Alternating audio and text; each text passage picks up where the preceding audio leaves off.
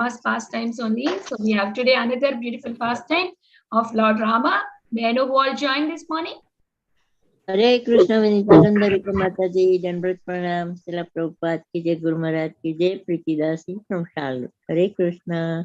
Hare Krishna Preeti Mataji, Dandavat Pranam, all glories to Srila Prabhupada. Thank you so much Mataji for joining in. Hare Krishna. Hare Krishna. Mataji, this is Community Dasi from Baltimore. Please accept my humble obeisances. All glories to Srila Prabhupada, all glories to Guru Maharaj, and all the devotees. Thank you, Mataji. Hare Krishna. Hare Krishna Komadiki Mataji, Dandavat Pranam, all glories to Srila Prabhupada Mataji. Thank you so much for joining and giving your sweet association, and nice to see you Mataji. Hari Bol. Hare Krishna. Hare Krishna Mataji, Dandavad Pranam, Srila Prabhupada ki jai, Guru Maharaj ki jai. This is Arvindaksh Das from Chicago. Hare Krishna. Hare Krishna Arvindaksha Prabhuji, Dandavat Pranam, all glories to Srila Prabhupada. Thank you so much Prabhuji for joining and giving your association. Hare Krishna. Hare Krishna Vinita Kandravika Mata ji. Dandavat Pranam, Srila Prabhupada ki jai, Guru Maharaj ki jai. This is Shyamagori Devi Dasi from India. Hare Krishna Shyamagauri Mataji, Dandavat Pranam, all glories to Srila Prabhupada. Thank you Mataji for joining in and giving your sweet association. All glories to your services. Hari Bol. Hari Bol. Hare Krishna Vinita Kandravika Mata ji. Dandavat Pranam. All glories to Srila Prabhupada, all glories to Guru Maharajas, and all glories to the assembled devotees. This is Tiffany in Pennsylvania. Hare Krishna. Hare Krishna Tiffany Mataji, Dandavat Pranam, all glories to Srila Prabhupada. Thank you Mataji for joining and giving your sweet association. All glories to your services. Hari Bol. Hare Krishna Vinita Kandravika Mataji, all glories to Srila Prabhupada and Guru Maharajis. My humble obeisances to you and all the devotees.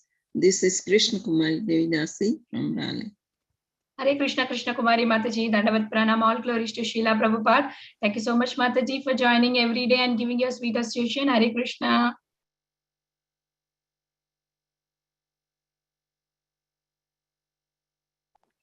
Hare Krishna Mataji, Dandvat Pranam. Please accept my humble obeisances. All glories to Srila Prabhupada and Sri Guru and Gauranga. All glories to the assembled devotees. Yashamati from Chicago. Hare Krishna Yashumati Mataji, Dandavat Pranam, all glories to Srila Prabhupada. Thank you so much Mataji for joining early morning and mid-morning calls and chanting so beautifully. Hari Bol. Hari Bol.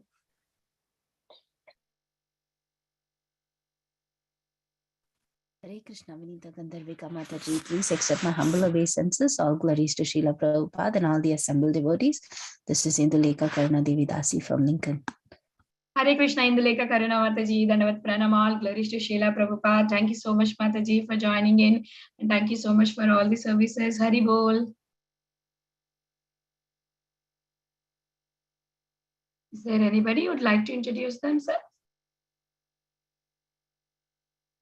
Hare Krishna Mataji, Dandavat Pranam, Srila Prabhupada ki jai. All glories to all the devotees. This is Shushmita from Canada. Hare Krishna Shushmita Mataji, welcome to the call Mataji. Thank you so much for joining in. Hari Bol.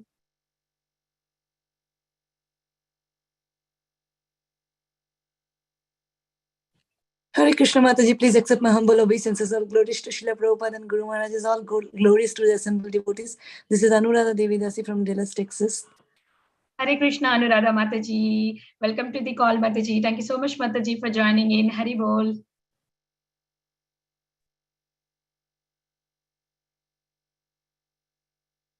Is there anybody who would like to introduce themselves?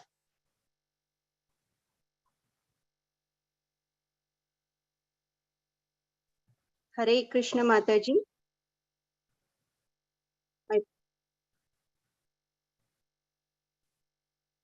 Hare Krishna Vanishri Mataji, Dandavat Pranam, all glories to Srila Prabhupada. Thank you so much for joining in. Hari Bol. Thank you so much Mataji. Hari Bol. Hare Krishna Gandharvika Mataji, all glories to Srila Prabhupada and all the assembled devotees on the call. This is Harita from Texas, Houston. Hare Krishna Harita Mataji, Dandavat Pranam. Thank you so much Mataji for joining the call and giving your sweet association every day for your chanting and also joining all the calls. Hari Bol.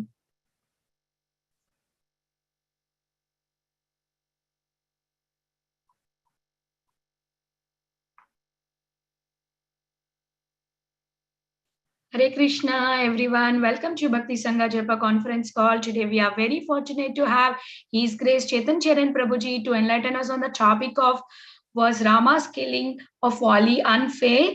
This is the topic for today. Before I hand over the call to Prabhu ji, I would like to request Raj Prabhu to give brief introduction on today's speaker. Hari Bol. Raj Prabhu ji, over to you. Hare Krishna Mataji. Dandavat pranam to you and all the assembled devotees. All glories to Srila Prabhupada, Sri Guru and Gauranga. Here is a brief introduction for Chaitanya Charan Prabhu. His Grace Chaitanya Charan Prabhu ji is a monk, mentor and spiritual author. He has been educated in electronics and telecommunication engineering from the Government College of Engineering, Pune. He subsequently served as a software engineer in a prominent multinational software corporation.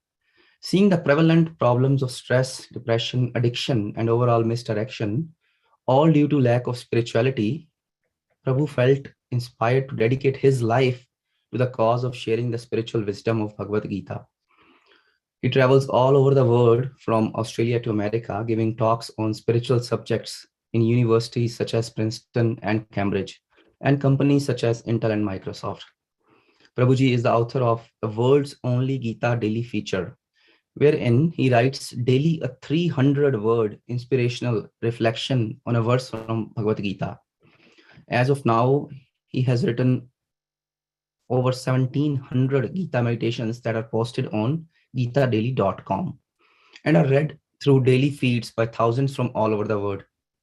Prabhu also answers questions by seekers on his website www.thespiritualscientist.com, where his over 3,500 audio answers and several hundred articles are available. This is a brief introduction for Prabhuji. Over to you, Mataji. Hare Krishna. Hare Krishna, Prabhuji. Thank you so much for that introduction. So I don't see still Prabhuji on the call, right, Mataji? Not yet, Mataji. So we'll pause the recording, Mataji. Yeah. So is there anybody who would like to introduce themselves?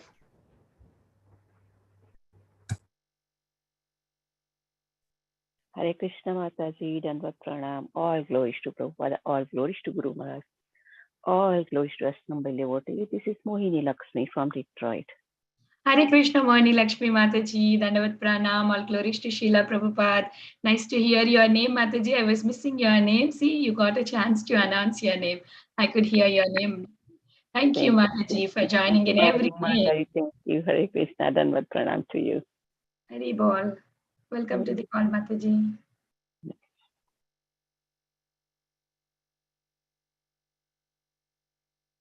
Is there anybody who would like to announce their name? Hare Krishna Mataji, please accept my humble obeisances. All glories to Srila Prabhupada, all glories to Srila Gurudev. This is Chinmayi Vrajapriya Devi Dasi from Charlotte. Hare Krishna, Chinmayi Mataji, Dandavat Pranam, all glories to Srila Prabhupada. Thank you so much, Mataji, for joining and giving your sweet association. Hari Bol. Welcome to the call. Hare Krishna, Vinita Mataji, please accept my humble obeisances. All glories to Srila Prabhupada. This is Anita from Sharjah. Hare Krishna. Hare Krishna, Anita Mataji. Welcome to the call, Mataji. Thank you so much for all the services. Hari Bol. Hare Krishna, Vinita Gandharika Mataji, Dandavat Pranam, all glories to Srila Prabhupada and Guru Maharaj. This is Padmasakhi Devi Dasi from Florida. Hare Krishna, Padmasakhi Mataji. Welcome to the call, Mataji. Thank you so much for joining in. Hare Krishna.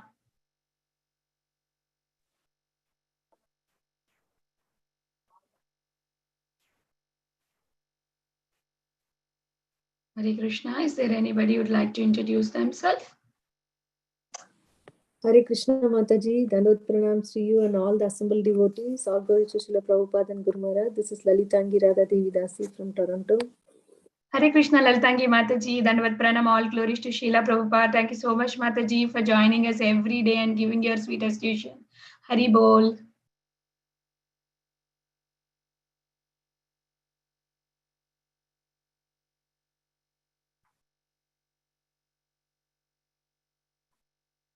So Shamagauri Mataji, are you checking? Prabhuji. Yes, Mataji is coming. He is trying, but he is not able to log in. So that's why. Okay. Maybe some internet issue. Okay.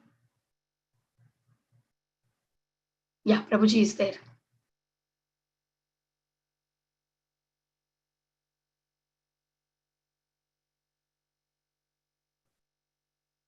Hare Krishna Prabhuji, please accept my humble obeisances. All glories to Srila Prabhupada. Thank you so much, Prabhuji, for joining and giving your valuable time and association this morning. We are very fortunate to have you on the call. Please take over the call, Prabhu. Hari Bol.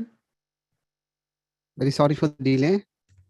No problem. Om Ajnanatimirandhasya Jnananjanushalakaya Chakshurunmilitam Yena Tasmai Shri Gurave Namaha Nama Om Vishnupadaya Krishna Prishtaya Bhutale Shrimate Bhakti Vedanta Swami Iti Namine Namaste Saraswati Deve Gauravani Prache Nirvishesha Shunyavadi Paschatya Deshatarine Vancha Kalpatarubhyascha Kripa Sindhubhya Evacha Patitanam Pavanebhyo Vaishnavebhyo Namo Namaha Jai Shri Krishna Chaitanya Prabhu Nityananda Shri Advaita Gadadhara Shrivasadi Gaura Bhakta Vrinda Hare Krishna Krishna Krishna Hare Hare Hare Rama Rama Rama Hare Hare. Hare Krishna. So, on the occasion of Ram Navami, our normal focus is on glorifying Lord Ram, on understanding how he is such a glorious personality. At the same time, there is another way that we can contemplate on Lord Ram is to consider those aspects about him which are often not considered, which are considered questionable or not so glorious, and try to understand them. Because generally speaking, the world is a place of conflict. And conflict means what? That there are, of course, physical conflicts and wars, but there are also mental, conceptual, intellectual conflicts. And Krishna himself says in the Bhagavad Gita that when we have tattvataha knowledge of him, janmachame divyam evam yoveti tattvataha tyaktva deham punarjanma naiti mameti so Arjuna. So when we have tattvataha knowledge, when we have proper holistic knowledge about who he is, so that time what happens is we will become so attracted to him that we will attain him, that we will move towards him. So therefore, it is important to get that tattvataha understanding. The tattvataha generally means, it means philosophy, but tattva simply means truth. So now if we understand the truth about Krishna, about the Lord, then we can move forward and get a holistic picture of what is actually happening and what to do about it. Now, with respect to the Lord Ram, he is often considered to be the embodiment of virtue.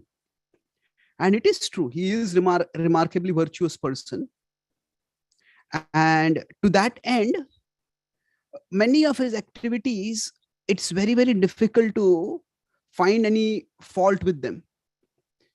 That's why if there are some activities which are questionable, then sometimes there is a lot of zeroing in on those questions.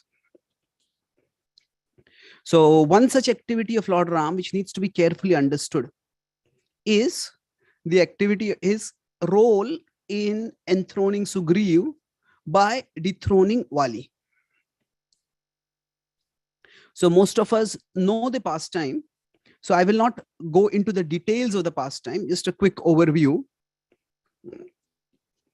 And the way I'll be discussing this pastime is, we'll be analyzing it more than discussing it, the pastime itself. So when Lord Ram was in the forest searching for Sita, at that time, he came across Sugriv through Hanuman. And then Sugriv and Ram formed an alliance. And when that alliance was formed, Sugriv said that I will offer all the royal resources of Kishkinda to assist in searching for Sita. But although I am a prince, I have been deprived of it all. And when Lord Ram heard about the whole misunderstanding which had happened, how Vali had suspected that Sugriv had tried to kill him and had tried to usurp him, take over his kingdom. And then because of that, Vali tried to first exiled Sugriv and then tried to repeatedly kill him. So Lord Ram felt that this was an extremely unjust, unfair action by Sugriv, towards Sugriv by Vali. And then what happened basically is that when the two of them were fighting, Lord Ram told Sugriv, you go and challenge Vali. Now, Vali was much more powerful. So Vali bet Sugriv up. And then Sugriv fled. And then Lord Ram said, I couldn't differentiate between the two of you. Although you're not twins, you are quite identical. So he said, you wear a garland and then you go. And then when he went with the garland again, at that time, Vali soon got the upper hand, was about to pound Sugriv to death. At that time, Lord Ram shot an arrow and that went clean through into the chest of Vali, and then Vali fell. And Vali eventually perished. So what exactly was going on? Normally the Kshatriya code, what is the questionable about it is, from Vali himself raised this question, and the Kshatriya code says that the two people should fight face to face with one another. And especially when person A is fighting with person B, C shouldn't directly shoot without any warning and shoot to kill. So that is not proper. So why would Lord Ram resort to something like this? So to understand this, let's consider some of the arguments that were made at that particular point. And then we'll also discuss some other arguments that were made. So to begin, how do we assess unfairness? When we say, okay, this is unfair, this is fair, how do we actually go about assessing it? And why sometimes we need to consider the bigger picture while assessing what is right and what is wrong. And then we also need to consider not just the content of the action, but also the intent behind the action and the consequence of the action, to be able to decide what is right and what is wrong. So when we want to assess and we want to evaluate unfairness, so if there is some dreaded terrorist and the government gives a shoot at side order, maybe some bystander who is ignorant about what is happening, that person sees, oh, the police just came there, no warning, or the military came and they shot this person indiscriminately. What's going on over here? Why did they shoot like this? Now we may think of terrorists as having a particular image. Maybe they look like terrorists, whatever we are considering terrorists. But not everybody looks like that. If this person seems to be dressed quite respectably and conducting himself quite politely, then we may think, oh, what was this? Why did this happen like this? Sometimes the idea is given that people who are poor, people who are exploited, people who are ignorant, uneducated, they become radicalized. Yes, that may happen. But sometimes if you see many of the leaders of terror extremist organizations, they are not uneducated. Some of them have, if you see in the Middle East, they have degrees from the West, and they come from quite wealthy families also. So appearances can be deceptive. So immediate context can sometimes mislead. Sometimes a person might be doing something harmless, apparently. That person might be sitting in the room reading maybe watching TV, and then suddenly somebody bursts in and shoots them. What's going on? So their present activity might be harmless, but their overall life might be harmful. It might be even dreadful. So the idea is that when we have to assess something, we see only the immediate context of the situation. And yes, the immediate context is important, but the immediate context may not give us the full picture of the situation. And that's why we need to look at the broader situation. That's why we need to look at the bigger picture. So what does the bigger picture mean in this particular context? So Vali was an aggressor. So what he had done was, he had tried to kill his younger brother. He had eventually taken his younger brother's wife as his own wife.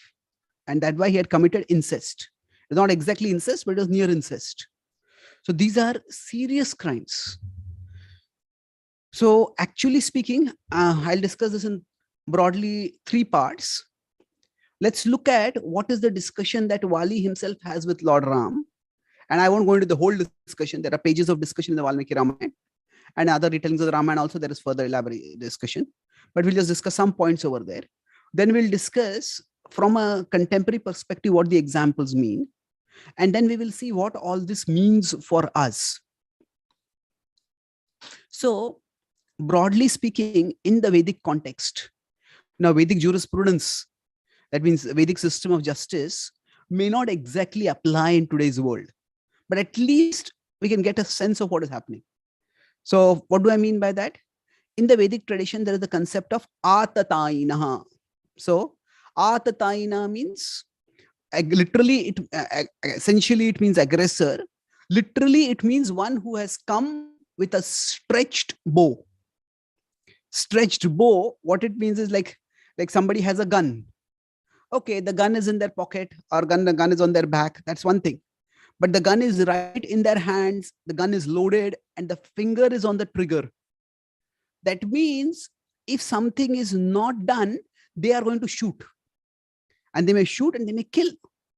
So like if somebody has a loaded gun with the finger on the trigger, that means disaster is about to happen if that person is not stopped. So similarly, the word atataina, it means not just an aggressor in a conceptual sense of the word. It means an aggressor who has the bow stretched. That means the arrow is there on the bow. As we know traditionally, when bows are to be shot, what happens is it has to be stretched backwards. The string has to be stretched backward and then the arrow gets propelled forward. So one whose bow is already stretched, that means they are about to shoot.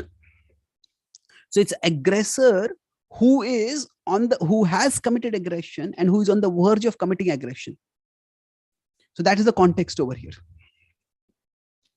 So Vali was an aggressor, and he had tried to kill his earlier brother.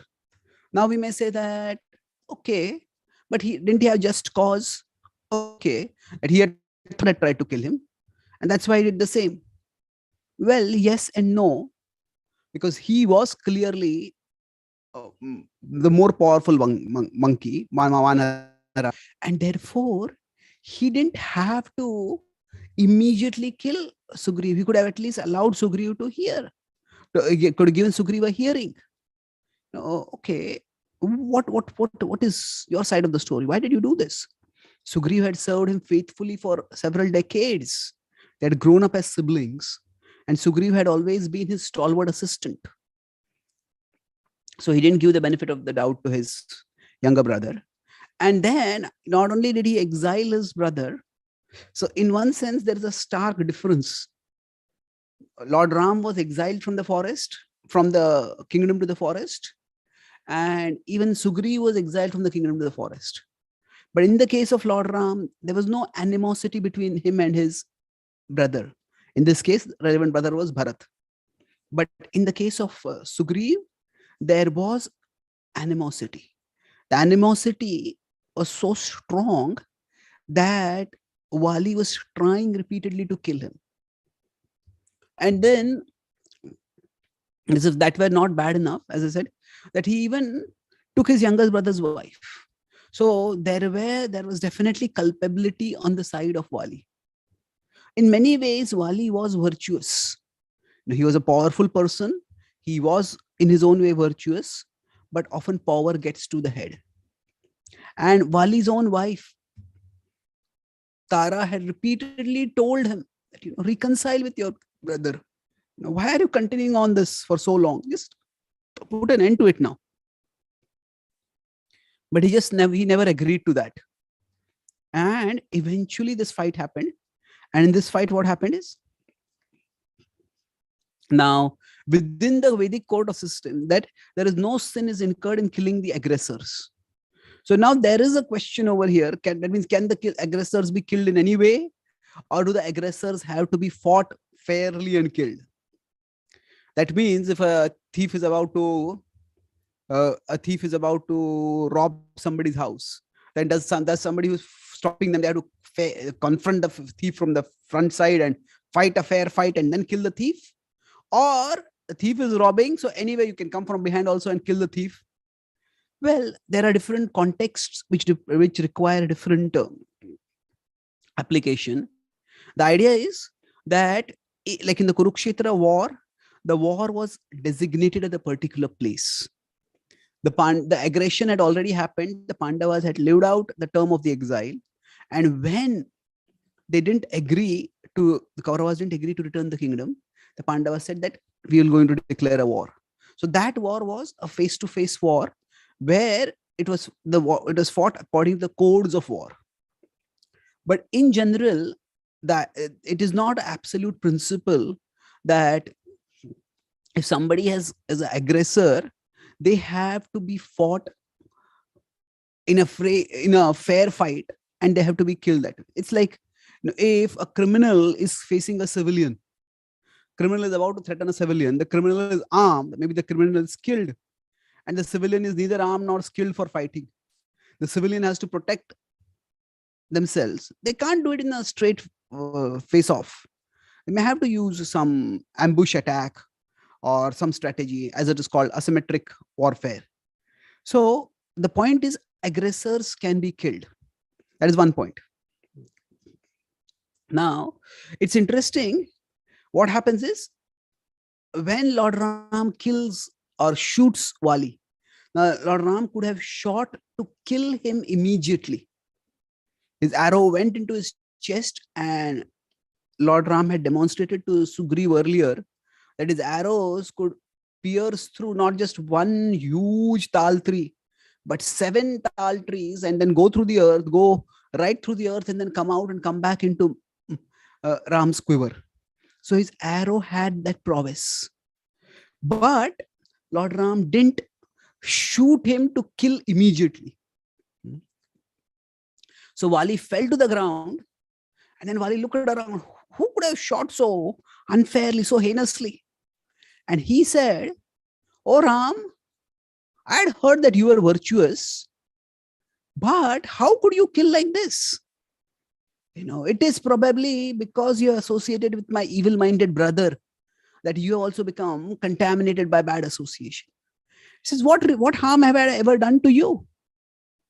We have no enmity. So why did you kill me when I was fighting with someone else? So Lord Ram's reply is very significant. He doesn't say over there that actually his answer is that his humility as well as his responsibility comes out over there.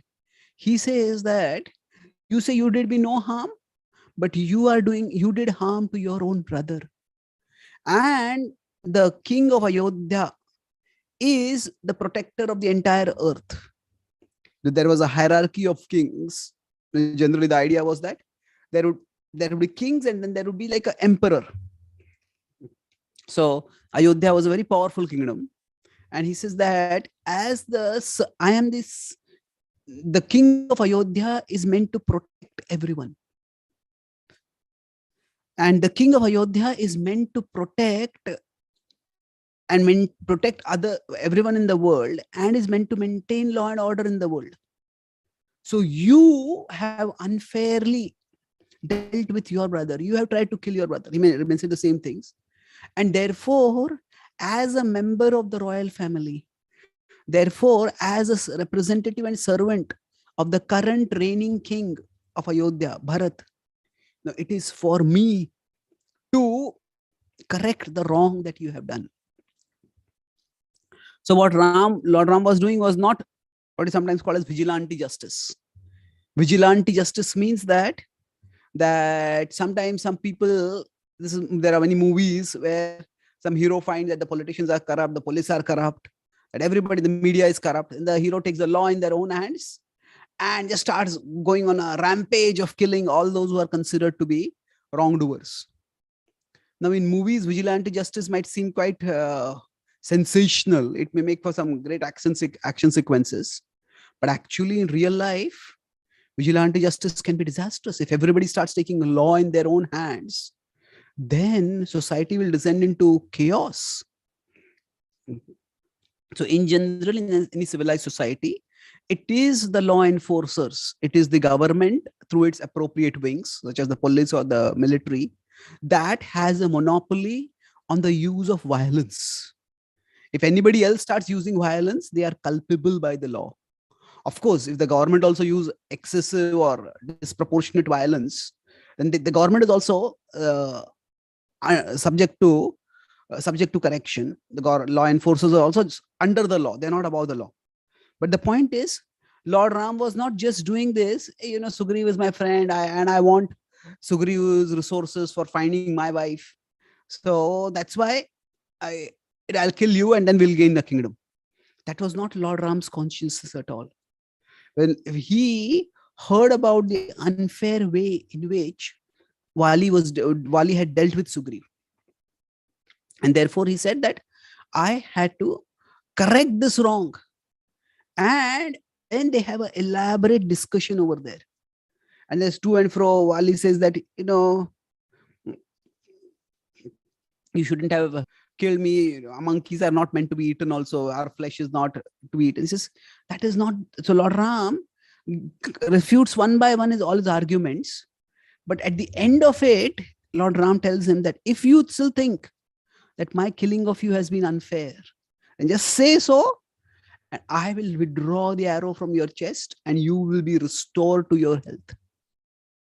And when Lord Ram speaks this, what happens is, Vali becomes silent, he becomes pensive.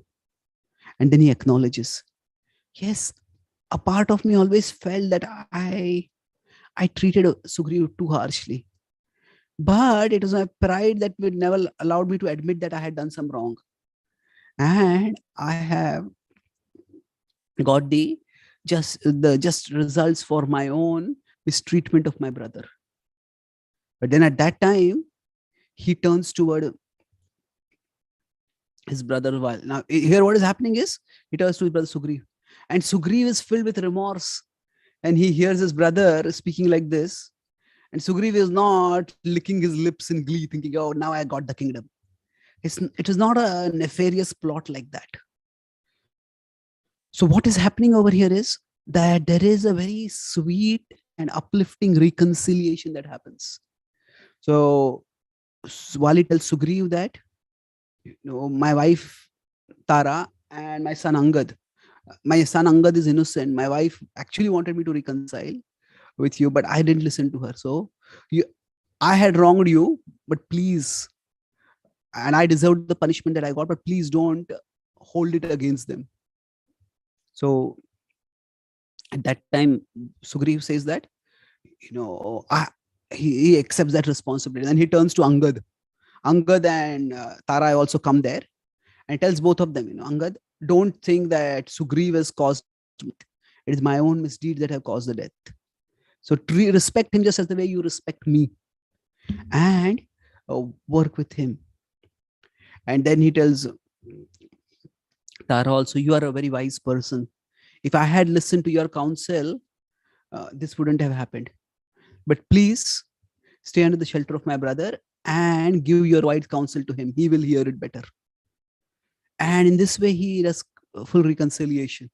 And then he takes out a jewel necklace that he has, that has been given to him by his celestial father, Indra. Vali is celestial, the son of Indra, and Sugriv is the son of Surya. So what happens is that he gives his necklace to Sugriv as an indication of reconciliation. He could have naturally given that necklace was a very powerful and precious necklace.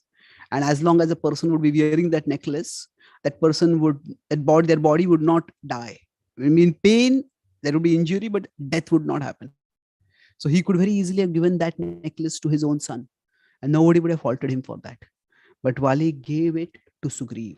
And why was that? Because he genuinely wanted to make amends for the wrong he had done. And then, once again, now this is what is told in the Valmiki Ramayana. Now there are further retellings, we could say embellishments of the story. Further details are revealed in later retellings of the Ramayana. So in later retellings, it is described that Lord Ram offers him again. He said, your heart has changed now. I can give you back your life. And Vali says, lives we all live many times, but a death like this in your divine presence is extremely rare. So I choose death. And beholding Lord Ram, he departs from the world. So what is happening over here is that there is a reconciliation. And that reconciliation is such that the person who is considered to be the victim, that person accepts that what was done was just.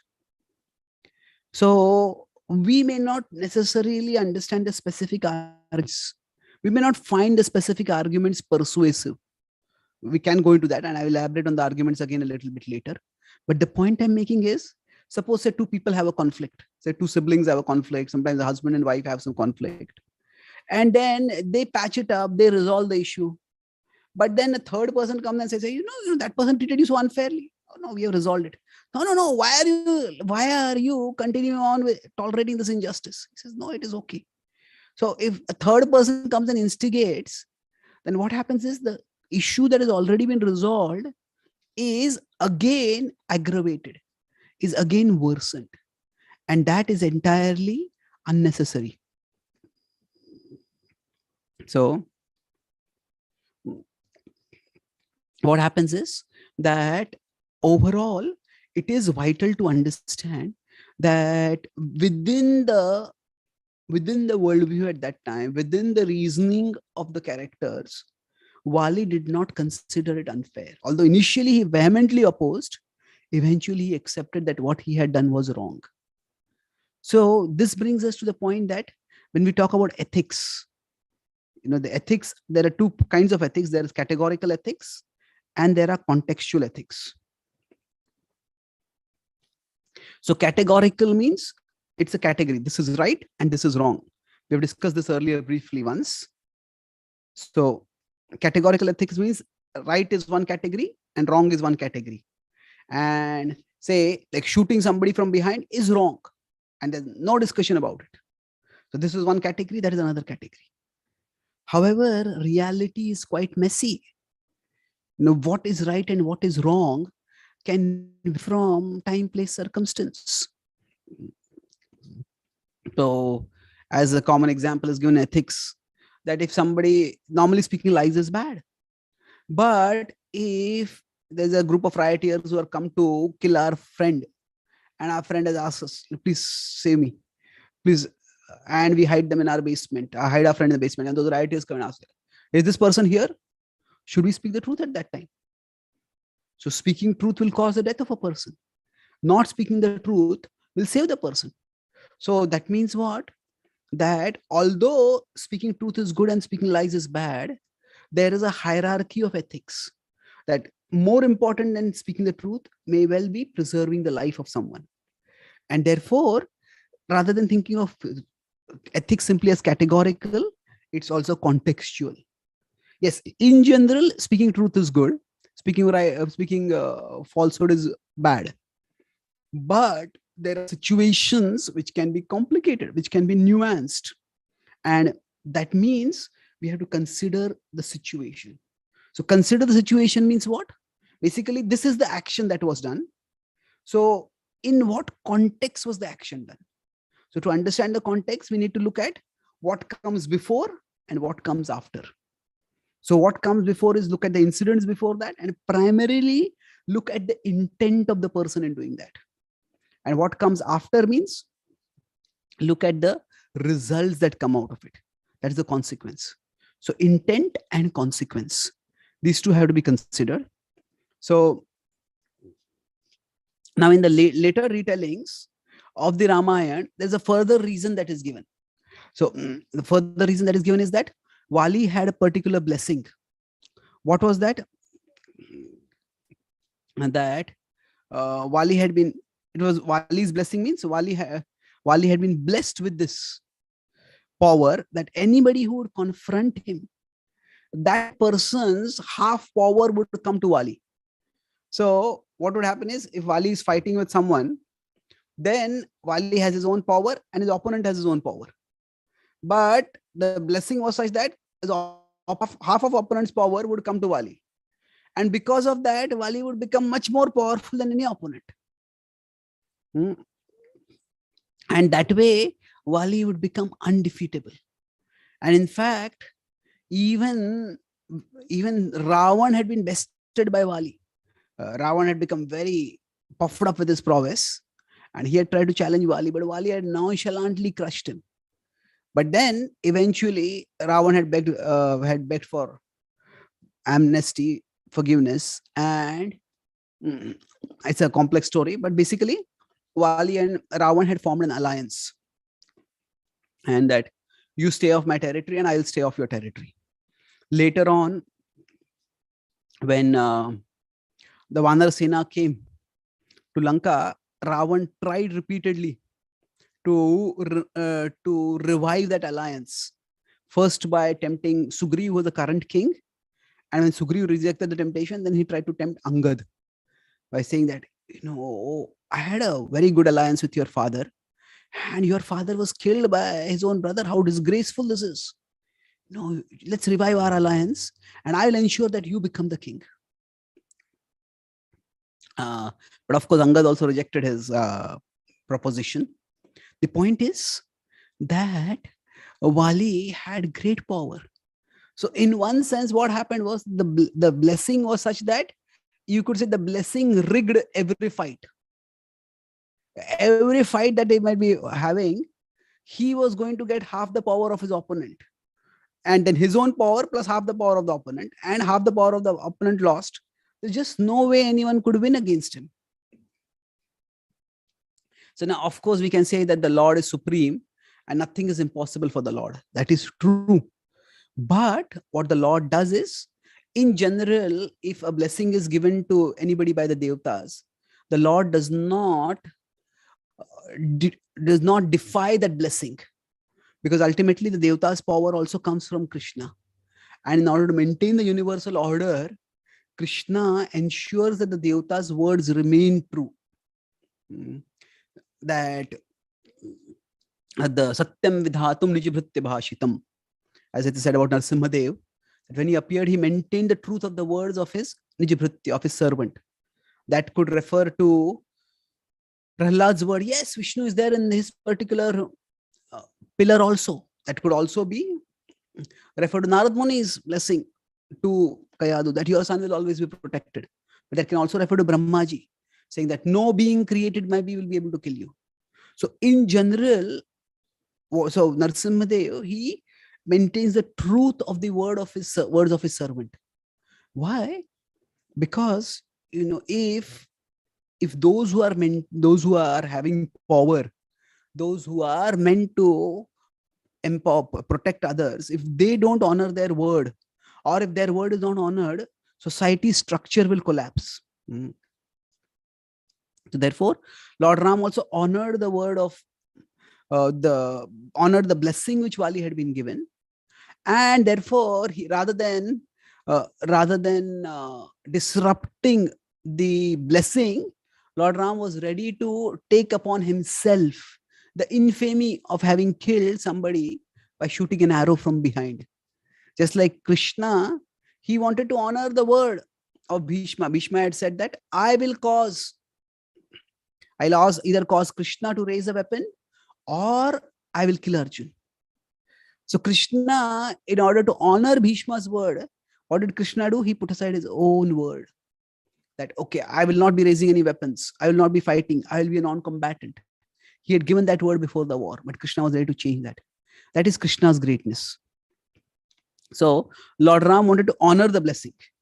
So that's why, what did Lord Ram do? He agreed. The blessing which had been given that was what Lord Ram decided not to confront Vali directly, but to confront him to shoot an arrow while he was not directly confronting. That way his arrow's potency would be there. At the same time, the blessing which Vali had would also not be lost. So if we look in this case at the consequence of the action, although Vali was, as I mentioned, Vali was initially enraged by Ram's actions, he was eventually persuaded by Ram's reasoning. And there was a sweet reconciliation. That's why I mentioned that if the so-called victim of an apparent injustice is convinced that it was not actually injustice, then maybe it is important for us also to recognize that maybe this was not actually injustice. But I don't have to superimpose my conceptions of justice and injustice on that particular situation, that particular transaction. Let's try to understand the situation as those characters have understood it. So one of the things about studying anything historical is that it is often said that history is like a foreign territory. Things are done differently over there. So rather than saying, hey, that person is doing right, that person is doing wrong, we have to understand, okay, what was the situation over there? What are the customs over there? What are the systems of justice over there?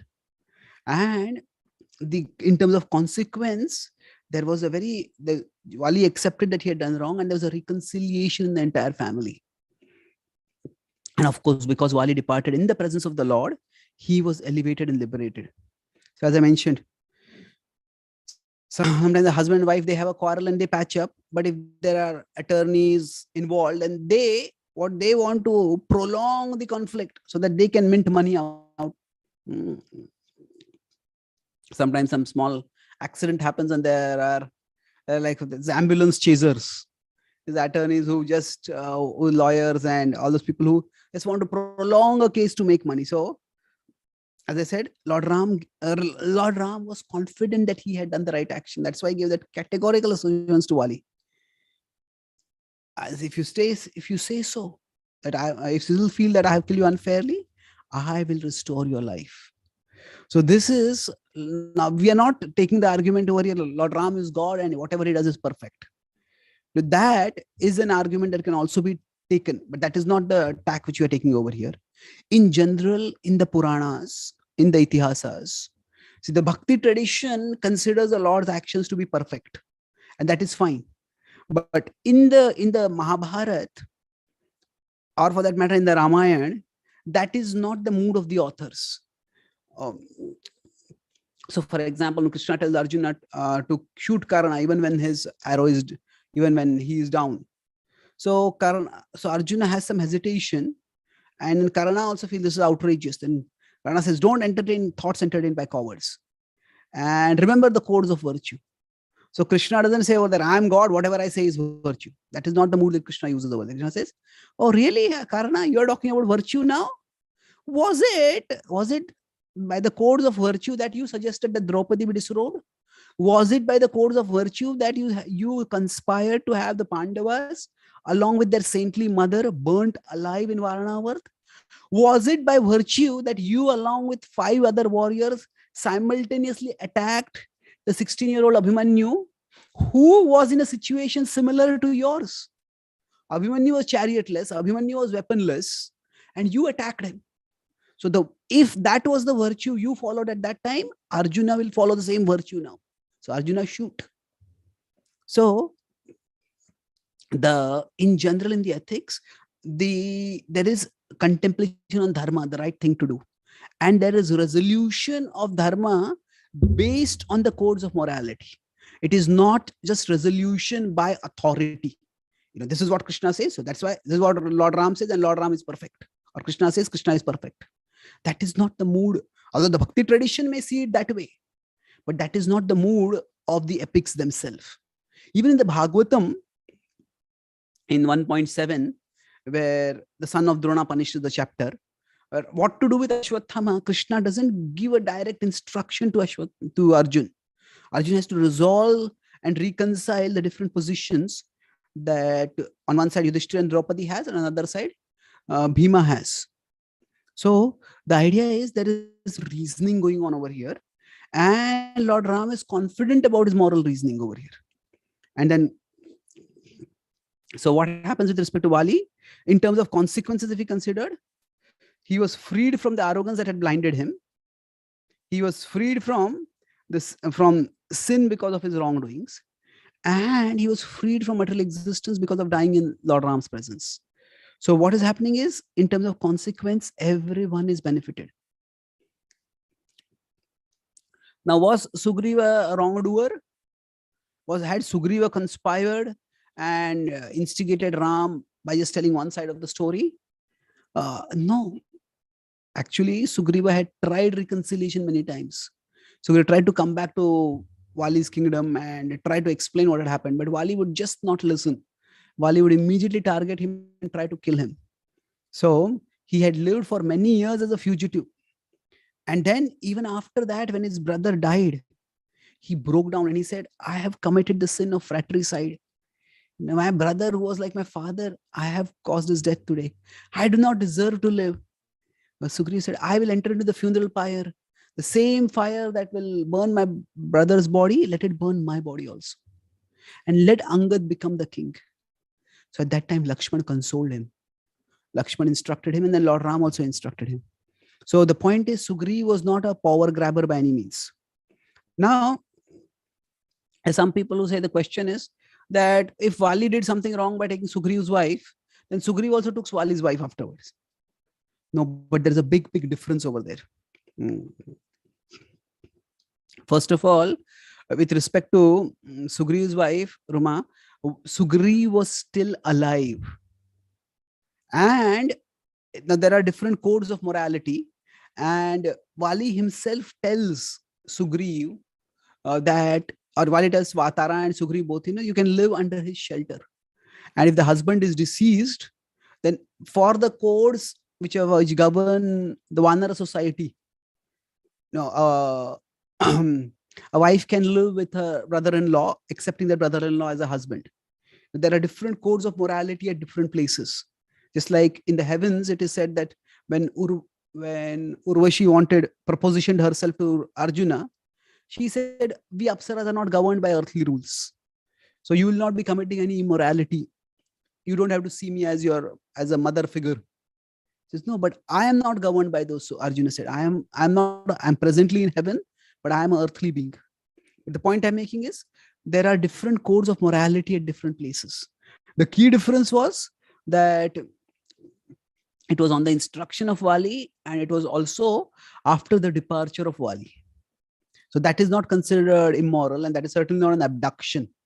So what Vali did was almost like abduction and a violation, but what Sugriva did was not. So overall, the theme here is that all is well that ends well. Even if the trajectory that is taken to get to that end may sometimes seem questionable for us. The fact that there was reconciliation, the fact that there was an auspicious consequence for everyone, indicates that overall, what Lord Ram did was for the good of everyone involved. So that's why there is black and there is white, and in the Ramayana, the boundaries of black and white are relatively clear. But when there are some questions about black and white, at that time, how do we understand them carefully? It is by looking at the broader picture, by looking at the intent and consequence. Not that the white becomes black because of one questionable action, but rather we need to recognize that what we think is black may be a shade of gray and may not be black. And in the real world, what is right and wrong has to be carefully understood. So Lord Ram, he is demonstrating the duty of an ideal human being, or what are the characteristics of an ideal human being. And one aspect of such behavior is to acknowledge that life brings us with complex situations, and what is the right thing to do is not easy. So how Lord Ram confronts ethical dilemmas and how he resolves the ethical dilemmas, that is also indicative. That is also indicative of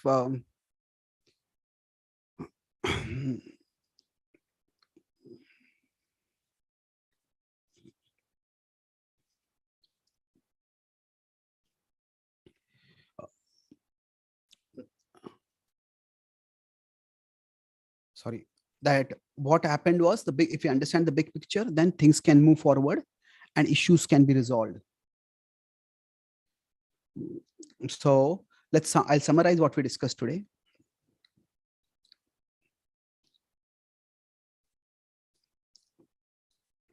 So I discussed 3 main points. First is that how, when we look at what is unfair, we have to look at not just the immediate context, but the bigger picture. And when we look at the bigger picture, then we see that an action has to be judged not just by its particular content of the action, but also by the context, not just categorical ethics, but contextual ethics. Look at the intent and look at the consequence. So Lord Ram was not simply acting opportunistically or as a vigilante justice. He was acting as a representative of the ruling king. And also, the consequence was auspicious for everyone. And rather than superimposing our ethical conceptions on on situations in a different epoch, we try to understand how the characters are conferring an understanding. And based on that, we can resolve the issue. Thank you very much. Hare Krishna. Are there any reflections or questions? Hare Krishna, Chaitanya Charan Prabhu ji. Dandavat Pranam Prabhu. Thank you very, very much, Prabhu, for explaining us, demystifying us this complex and not so evident pastime. And thank you, Prabhu. So, Prabhu, one question I had, Prabhu, like how did Vali get this blessing, Prabhu, of obtaining the power of opponent, right? 50% of the power from the opponent. Just thinking about that. I haven't found any reference specifics of how it happened. I can check it out if you want. I'll get back to you.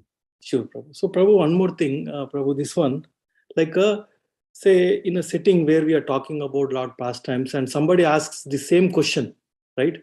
Now it is a long topic, right, Prabhu? We can't, justify, in 2 minutes when we respond to somebody. How do we, in that situation, how do we respond, Prabhu? Like, well, if somebody wants a 2-minute answer, then I think it's best not to have that discussion with them, because there are many ethical situations in real life also. It's very difficult to resolve ethical dilemmas. Those who want to make answers, they are just not really, my understanding would be they're not really interested in, they're only interested in reinforcing their own conceptions. No, not to answer, Prabhu, but in an audience where we give a class, right? And we ask the speaker this question, right? So now the speaker doesn't have a lot of time at hand to explain in detail. Yeah, so my understanding would be just broadly explain the concept of contextual and categorical ethics. And after explaining that contextual and categorical ethics, then after that, 2 things is that we explain the context over here and how what was done was may seem wrong, but it was not wrong. So I would say in this particular, in general, once you explain the idea of contextual and concept categorical ethics, that itself makes things a lot clearer, or that at least gives a foundation for making things clearer. And then after that, we can discuss further about the specifics of the issue. So the point that Vali himself was satisfied, the point that Vali had done something wrong, that is, those are also points to be considered. Okay. Okay. Yeah. Thank you very much, Prabhu. Dandavat Pranam, Prabhu. So if anybody has any questions or comments, please you can unmute and. Hare Krishna, Prabhuji. Dandavat Pranams. That was such a wonderful analytical class, and it was such a complex thing has been explained like with great simplicity, Prabhuji. Dandavat Pranams to you. I had this question. It just came to my mind. Suppose if Lord Ram had fought face to face with Vali, and even if Lord Ram's half the power had been transferred to Vali, even with that half the power of Lord Ram was actually way more than Vali's, and he would have been able to. No, so that's why I would say that's why I many speakers, when I ask this question, I had asked this question, they just start with this answer. And I would say that is an answer which I just mentioned additionally. The Valmiki Ramayana doesn't mention it, and Vali is satisfied without that. So that's why I will never give that answer. I would prefer not to give that answer at all. Okay. Because so that is just an additional detail told in the later retelling of the Valmiki of the Ramayana, which can seem very convincing, but that is not the reason used by Lord Ram himself in Valmiki Ramayana. So we can say you can go into justification Lord Ram's power is unlimited. So if it's infinity, half of infinity is also infinity only. You can go into that direction. But since just for the sake of completeness of that discussion, I mentioned that as an incidental point as one, but that was not the thrust of the discussion at all. And just like there are many things about Lord Ram Leela, say for example, the idea of Maya Sita, that is not mentioned in Valmiki Ramayana. I'm not saying it's not true, but that's not mentioned in Valmiki Ramayana.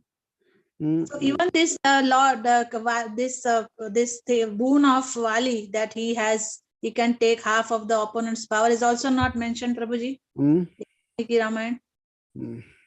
Yes, it is not mentioned there. Okay, Prabhuji. Yeah. Okay. All right, Prabhuji. Thank you very much. Thank you very much for the wonderful interpretation and explanations, Prabhuji. Hare Krishna. Dandavat pranams. Thank you.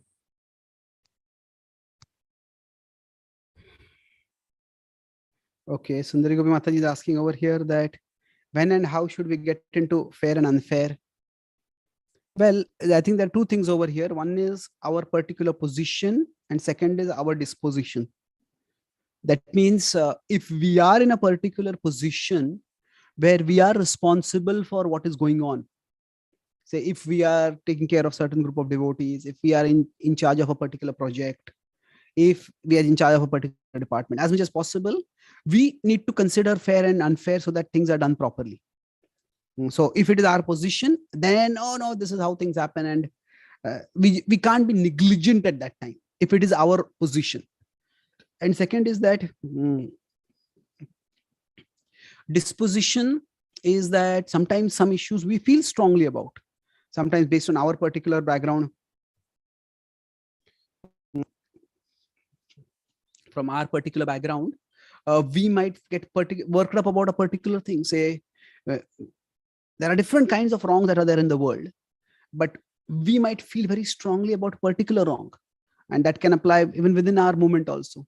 So if we feel strongly worked up about a particular thing, then we may need to consult the authorities, the relevant authorities, and get some proper understanding, and maybe be a part of setting things right if it is within our capacity to do so. So it's our position and our disposition that determines two things. Okay. And what Vamshidhari Gopal Prabhu is asking about, what are the lessons from this pastime? Well, this is more of a, we could say, resolving a misconception or addressing a misconception rather than more of a practical lesson. The practical lesson, if at all we want to draw, is that determining right and wrong is not that easy. Arjun was able to very effortlessly resist the temptation of Urvashi when she offered herself. She was a celestial damsel, extremely attractive. But that same Arjun couldn't decide on the Kurukshetra battle, should I fight or should I not fight? Should I stick to my Kshatriya dharma and fight? Or should I stick to my Kula dharma and protect my family members and not fight? So ethical dilemmas are extremely difficult to resolve. And rather than rushing to judgment, we need to carefully contemplate. So we may quickly decide that this is wrong and this is right. So we can basically, if at all practical lesson we want to draw, we can draw the lesson that don't rush to judgment with respect to complex situations. Okay. So shall we stop here? Okay, then Megha Mataji, one last question we can have. Yes, Hare Mataji. Krishna Prabhuji, please accept my humble obeisances. All glories to Srila Prabhupada and Shri Guru and Shri Gauranga. Prabhuji, thank you so much for such a beautiful lecture and this past time. You know how it's very contradictory to a lot of people, and explaining, the points that you made. It's great to help everyone understand that this was actually in a way ethical. And the point I want to try to ask is about in real life. So perceptions don't change for some people, despite in the case that we try to explain the intentions, the bigger picture and everything, but it's based on someone's perception that doesn't make sense, what we're trying to explain. How, I mean, at the end, it is, we can just try so much to help someone understand the points or whatever, right? Then at some certain point, you just have to stop. So in those instances, should we just let the other person's perception be what it is instead of trying to change anything? Yeah, it's a tough question. Again, it depends on how important it is for us to understand, for us to recognize. Say, it is not that we have the responsibility to correct everyone's misconceptions. And it is also that sometimes it may be, I write articles on the Gita every day. So I also post some quotes on WhatsApp. So I'm just posting a thought based on 1311, which I had given that I'll post in the chat now.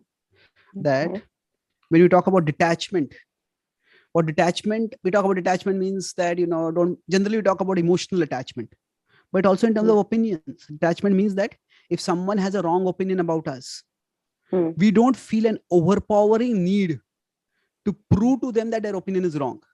It could be about us, about a particular issue. We can be at peace with their right to have a wrong opinion. Krishna says, Vivikta Desha Sevitvam Aratirjana Samsadi. That the way people in general think, a knowledgeable person learns to be detached from that. That means what? That we recognize our finiteness. We are not God. Even God can't correct people's wrong opinions. Even Krishna couldn't correct Duryodhana's opinion. So if we have a particular relationship with that person, if we feel we have a responsibility in that relationship, we can try to help them arrive at a more evolved understanding. But if that doesn't work out, then we can be, let them, they have to learn their own lessons, and they will evolve to a higher understanding in their own course. So we need to be detached. So we can make an effort to help, but if it doesn't, then we have to learn to be detached. Yeah, but let's see, the same thing, perception. So let's say, when I say something to evolve the consciousness of the other person will go ask maybe even like a senior devotee, right? And it aligns with, what do you call this? The perception of her, of the person or something. In that case, it's again, I know that, from the perspective that the devotees will be able to preach to a person in a manner that they understand, right? Like the other person understands easily. Maybe I'm not doing that. And in that case, it just keeps on, it's impossible for sometimes to help people understand the very evolved consciousness at a certain stage. And in that case, just to help them really come out of their because if you let them think how they're thinking, it is only making things worse for them in the long run. So when we try to help them understand our perspective in a more evolved way, and then they start questioning because of their perception of our understanding is incorrect. With that perception, they ask someone else. So then there's a big convolution. So I think I'm understanding your answer to be detached. So let the person experience. I understand where you're coming from. So the thing is that we can try to help other people arrive at a better understanding, but if they don't, what can we do? We can't, and sometimes different people have different levels of power and influence. So if somebody influential, relatively speaking, has a negative opinion about us and they spread that, that's unfortunate.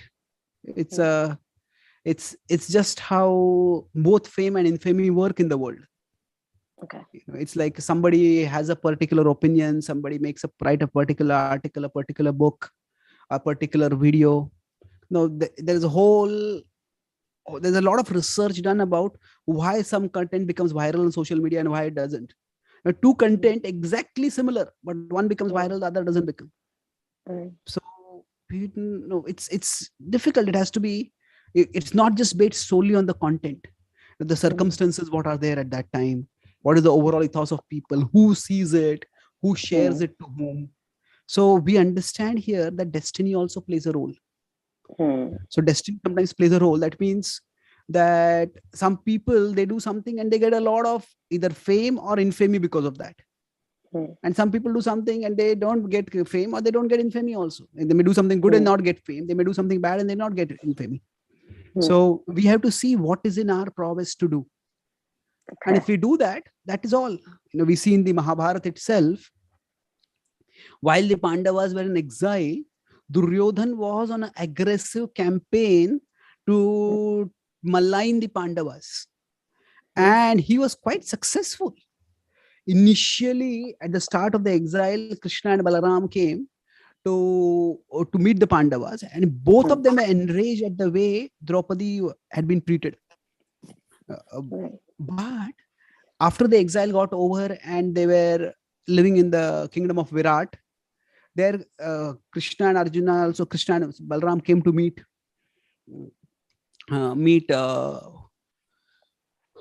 Pandavas, and there there Balaram said, Yudhishthir, you need to be humble in approaching Duryodhan. After all, nobody forced you to gamble. It was you yourself gambled. It was your mistake. And whatever has happened is because of your own mistake. So what the Pandavas were quite distressed to hear this. So basically, Duryodhan had spun his own yarn, had told his own side of the story. And that's how it was that Duryodhan was able to get 11 Akshahuni soldiers.